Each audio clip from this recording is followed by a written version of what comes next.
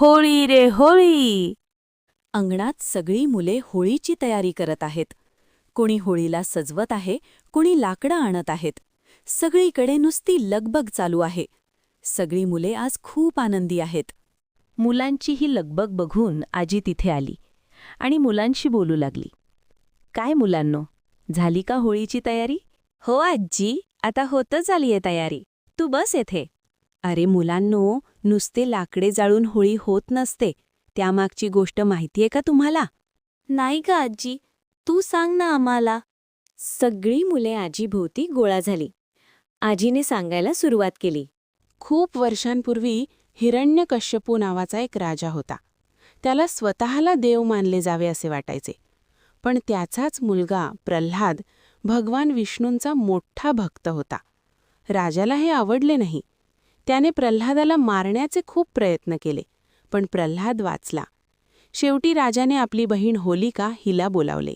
होलिकाला असा वर होता की तिला अग्नी जाळू शकणार नाही.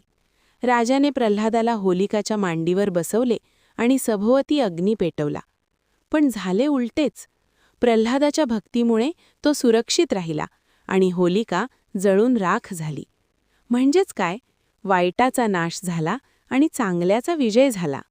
छोटा गोलू म्हणाला, पण आजी, आता तर होलिका नाही, मग आपण होळी का पेटवतो? आजी हसून म्हणाली, बाळा, होळी म्हणजे फक्त लाकडे जाळणे नाही.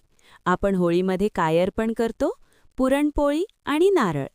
तसेच आपल्या मनातले वाईट विचार म्हणजे राग, लोभ, खोटे बोलणे आणि एकमेकांबद्दलचा द्वेष, या गोष्टीसुद्धा आपण या अग्नीत जाळून टाकायच्या असतात. जशी आपण घराची साफसफाई करतो, तशीच मनाची साफसफाई म्हणजे होळी.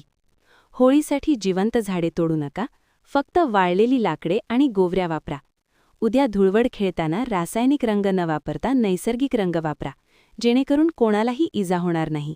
आजीची गोष्ट ऐकून सगळी मुले खुश झाली. त्यांनी ठरवले की या होळीला ते फक्त लाकडे नाही, तर आपल्यातल्या वाईट सवयीसुद्धा सोडून देतील. तुम्हाला जर हा व्हिडिओ आवडला असेल तर संस्कार कथा या चॅनलला सबस्क्राईब करा.